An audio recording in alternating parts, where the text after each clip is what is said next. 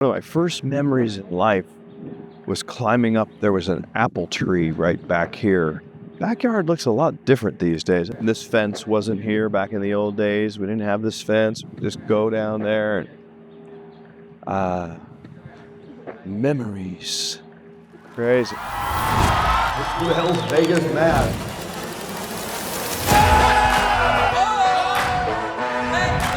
Please don't make fun of me. If you do, I will not talk to you for a day.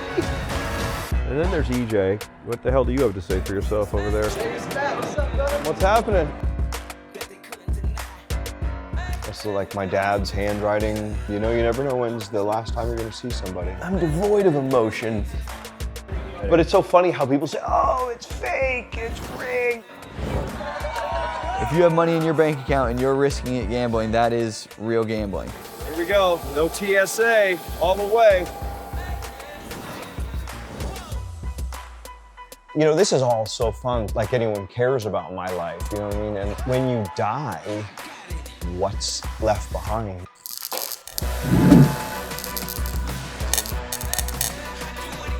I'm the bad guy.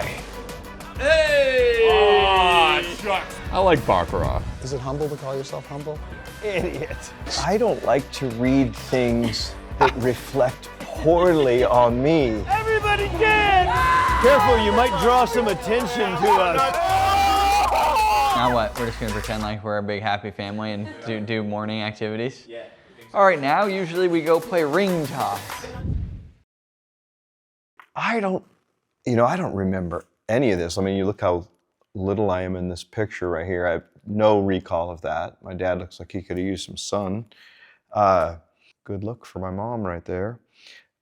But yeah, this is kind of like my baby book. Oh, I don't know how that got in there. This was a big, I wrote about this in my book. Like, I wanted a motorcycle so bad. I was obsessed.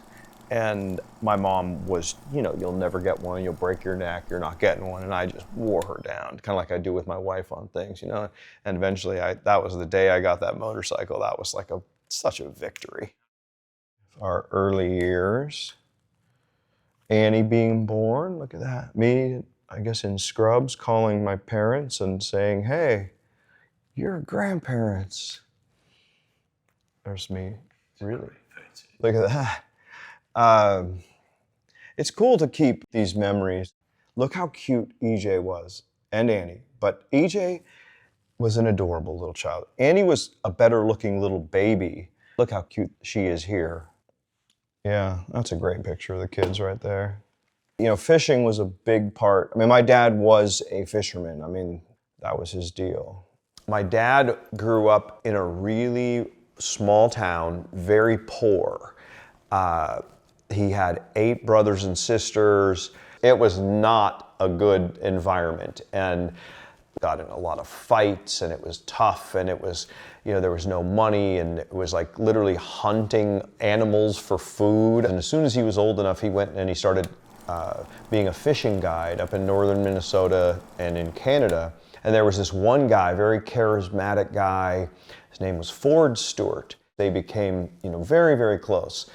My mom is this guy, Ford Stewart's daughter, and she was engaged at the time, and her dad told her, listen, I got this fishing guide buddy of mine coming, he's about your age, I want you to come to the house for dinner. She's like, I don't want to meet some fishing guide, a friend of yours. Like, well, that's weird. And then they went out, and my dad cracked her up and, you know, won her over, and she ended up dumping the fiance and getting married to my dad. Oh, that's my dad. Yeah. He was such a character. I mean, shockingly. Yeah, he was the funniest. When he walked into the room, you know, magic happened, and every eye was on him, and he had everyone captivated. And people have told me in my family that I got a lot of his traits, which is great. I think I did inherit his gift of gab, certainly, and flair for telling a story and, you know, being in the public eye. This was a big thing. Like, we used to take these camping trips. I mean, we're talking intense, like week-long, go into the woods, you know, way into the woods, and just eat nothing but fish for a week. And I mean, I ended up hating it. The last thing I would ever do now is go camping. It was a little bit much. My dad was so into the woods, and my brother still is. He still has a cabin up there, and my son loves it, but I was like, this is not fun. This is quite scary, and I'm cold. My grandpa was the coolest guy ever, and his story is really incredible and instilled sort of the motivation and work ethic that my dad has, my uncle, and then now us. They just don't even make men like him anymore. He's just so tough and so honest and so hardworking and so funny, and like everyone loved this guy. So, I mean, I wish I was more like him, and I guess I am a little bit like him, but I mean, it's almost like you can't even begin to describe how cool my dad was. That's me and my brother when we were little. Very cool. Oh, some of my friends from junior high. Remember that? It was a nightmare. I had a pretty smart mouth. I had my mom's way of, talking, and it was working really, really well for me. And I was in this kind of like a very loose term gang of guys, and I felt like the alpha of our group was threatened by my wit, and somehow he felt that I deserved to be punished. And he got all the other kids to like fill their mouths with water, and they're all spitting water on me at recess. And then they dragged me to this like sandbox, and I go back to class and I'm like all sandy and wet and humiliated, and all of a sudden I was like an outcast from my group. It's like you blow things up in your mind, but it was like interesting. Like it was that one, that moment, that one time when I got kind of hazed, and I just, whether it was like actual or in my mind, and I guess there's really no difference, I just felt a little outcasty, and it was like, how come I didn't get invited to that? And, I'm not really as in that group as I used to be, and I mean, I'm sure it was fine, but I don't have the fondest memories of 6th, 7th, 8th, and 9th grade. I would say that was not my finest hour. Another photo album. This looks like one my wife made. I later encountered that guy at a reunion, and of course, no recollection whatsoever, of the event. And he's like, what are you talking about? We always got along great, whatever. And it's like, no, you ruined my life. And I drifted into like junior high, the biggest dork imaginable. No friends, acne, wearing the wrong clothes. It was a very competitive environment, and I mean, it was the loneliest period of my life. He's insecure just like everybody else. I mean, we all have it. Everybody's insecure. Nobody sees that. They think he's the most secure and, outgoing person that there is, and nothing can touch him, but that's not true. He's just like everybody else. It is hard to see, and I just, it's like, I want to tell these people, you have no idea what you're talking about, you have no idea, but I don't want to give them the power, so I don't respond, because just by responding, you're giving them the power of those comments. I don't like when people say mean things about me online. He's very passionate about and that. I will debate anyone about anything at any time. Yeah, I have nothing to hide from We anyone. try sometimes not to let him comment back, because he gets pretty passionate. When they talk about EJ, it strikes a nerve with me. But really, if you think about it, like both my kids were bullied. I was bullied, Matt was bullied, everybody was bullied. And maybe it's those bullies just, lashing out and doing whatever, and you just got to rise above it. Humans tend to be like crabs in a pot. You put a bunch of crabs in a pot of cold water, you start putting the temperature on, it gradually gets warmer and warmer and warmer to the point where it's going to be boiling, and they're all going to die. And one crab tries to climb out of the pot, the other crabs will reach in and grab it and pull it back down. And then there's EJ. What the hell do you have to say for yourself over there? I wasn't even supposed to be here for this session. I don't know. You guys are doing good over there. Oh, how do you like it? It's great. His ADD's kicking in a little bit. Mine? No, his. Oh, he keeps getting off on a tangent. Yeah. So it was too serious, so he tried to bring me into it. My mom had a habit of like just giving me shit in person or in front of me, you know what I mean? And then just talking about how wonderful I was to everyone else. But I mean, I'm like that with EJ. EJ's funnier than I remember. So apparently EJ delivered a note to us, which he had been in his room with some note cards, allegedly doing his schoolwork, and he came out and handed us some papers and says, "Mom, I know you really didn't do anything, but try to make sure Dad doesn't do anything." Dad?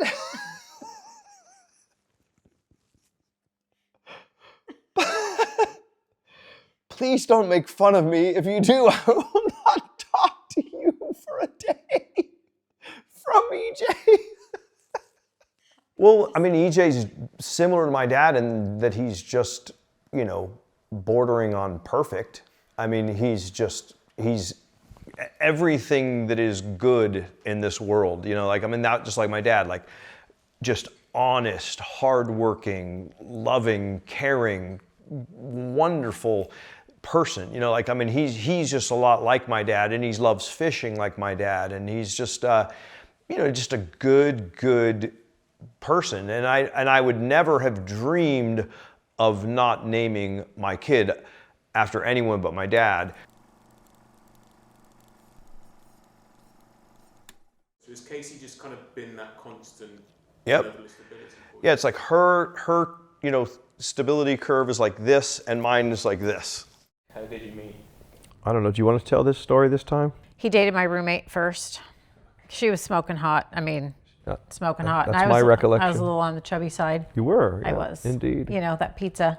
My roommate was very attractive, and Matt found her very interesting, asked her out on a date, and I was like, I could just tell he had a lot going for him. He was very ambitious, and that was very attractive to me. And I just kind of told my mom, I'm like, I think I met the guy I'm going to marry. And I kind of had a vision, which, you know, I see ghosts. I have very, you know, energy. People think I'm a little weird that way, but I knew that the minute I saw him that we were going to get married. And 6 months later, he came back. You had lost a bunch of weight. I did. And so you looked a little different. I did.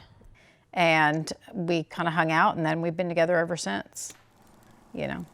I never had that many good moves. I don't think I had a move. No? No, I was very young. Yeah. I was 19 years old. That is young. Well, I was way too young to get married. What if we had it all to do over again and we had never met? I don't know. You probably wouldn't be sitting in this house. You might be dead. Very good chance I would be. I often say that I'm like a hot air balloon and she's like a tether. It's a compliment. I think so. You keep me from floating off into the That's stratosphere. Right. That's right. Should I sit down and talk? Do you want to come and ask some questions? Oh, God. You have no idea how much grief I'm going to get about you should have said this and you should have said this. That was a really great interview. Should I sit here by her? He spends enough time on camera. Okay. Listen, I should have had my Botox. All right, Kace, how did you enjoy that interview? It was a little bit stressful. It sounded a little bit like couples therapy. That's what it felt. You think? Yeah. Huh. But did you ever think that you'd be sitting in a room with a bunch of lights and microphones and stuff? With questions about No, but then again, nothing surprises me with you. I mean, you know. We should create some drama. What do you think? Could we create make this more entertaining? I don't think so. I don't want drama. Well, see, I don't like to read things that reflect poorly on me. I like to make fun of other people. Correct.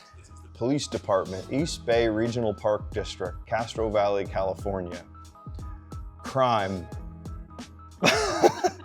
Reckless and negligent boating, alcohol, or drugs. What? So was I 23 years old? I was just north of the sailboard concession when I heard yelling coming from the area of the lake. And then I have little notes here, ambiguous. Who was yelling? I looked in the direction of the yelling and saw a rental boat heading northbound towards the swim area. The driver then turned sharply right and headed straight. Then I wrote, boating skill. I was rescuing windsurfers. There's a governors on the boat. It's not even that fast. They're very slow. I think I actually won this case. I think you did too. Yeah, this was false imprisonment. I don't think I got imprisoned. During all of this, I could see the driver drinking from a can, which later turned out to be beer. I put lie. As I was leaving, Morrow said, "See you in court." By the way, what are your days off?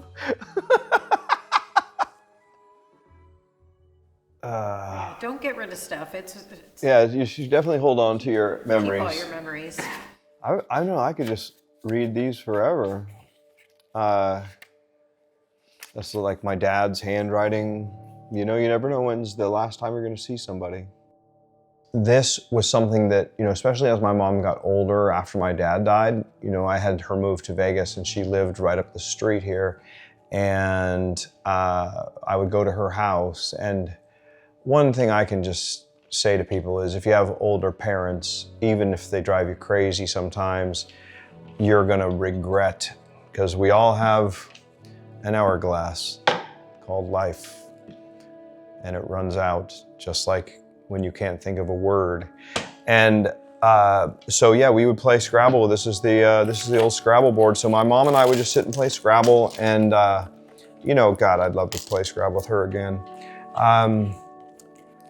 We had, you know, a connection that was unbroken. Like, I don't feel any different at 62 years old than I did at 16 years old or 6 years old, or, you know, I mean, it's like, and they're still my parents, and it's just so strange when your parents die and all of a sudden you're the person where the buck stops with you in the family. And I mean, I think I've done a capable job of stepping up to it, but it is just so strange to have your parents both be dead. I still can't believe they're gone. It's just weird. I used to talk to my mom every single day.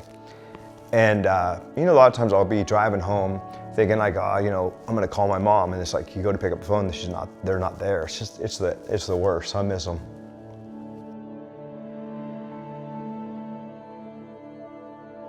What screams out at me is just, you know, I wish I would have just been more present. You know, the crap I was probably looking at on my phone while I was playing maybe the last game ever of Scrabble, not important. You know what I mean? So it's like, it's interesting to look back and just realize what's really important in life. You know, and the time with your mom playing Scrabble, priceless.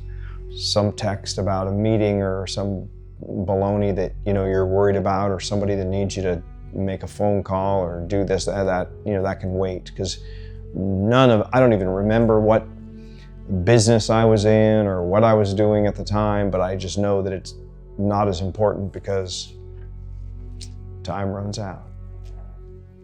Does it make you think about your behaviours with your phone now? Because obviously the time you've had with your mum was so important, and you talk about maybe spending less time with your phone, larger message. Kind of again, the time you've got with Kace and the children as well. Oh, absolutely. My wife gives me grief all the time about being on my phone, like what's more important than me and blah, blah, blah, you know, like, but I mean, they've got a valid point occasionally, these family members. The phone, it's a sickness, you know, I mean, it's like we are living in, and here I am as, you know, someone who's doing social media. Thank you for watching. But, you know, the reality is if you have an opportunity to either watch one of my videos or go play Scrabble with your mom, I would recommend you go play Scrabble with your mom, you know. And maybe watch our video later or something like that, of course, but there's nothing that's that important on your phone. I think that they'd be very, very proud of me, and they would think, you know, it was great, and I would just give anything to be able to share it with them. You're right, by the way, do you need a drink or anything? Or you... Oh, I'll take a sip of this drink. God, that was weird. I got so emotional talking about my parents. I don't get emotional. I'm devoid of emotion. This is something I used to have. It's got little holes in it from thumbtacks, and I had this on my wall forever. But I saved it, and I thought it was kind of cool. Living a life that matters is what it's called. Ready or not, someday life will all come to an end. There will be no more sunrises, no days, no hours or minutes. All the things you collected, whether treasured or forgotten, will pass to someone else. Your wealth, fame, and temporal power will shrivel to irrelevance. The wins and losses that once seemed so important will fade away. What will matter is not what you bought, but what you built. Not what you got, but what you gave. What will matter is not how many people you knew, but how many people will feel a lasting loss when you're gone. Living a life that matters doesn't happen by accident. It's not a matter of circumstance, it's a choice. What would have you choose to live a life that matters? You know, that's important. When the dust settles, all that matters is the lasting impression and that you leave on others, and who's going to miss you when you're gone. A trip down memory lane. That was very neat. I haven't looked at a lot of this stuff in a long time. Everyone wants to gamble with WBG. He's the Muhammad Ali of gambling. Rough start to the day. Is it humble to call yourself humble? Idiot. I don't know if this story has ever been told. I mean, at least maybe not to you guys.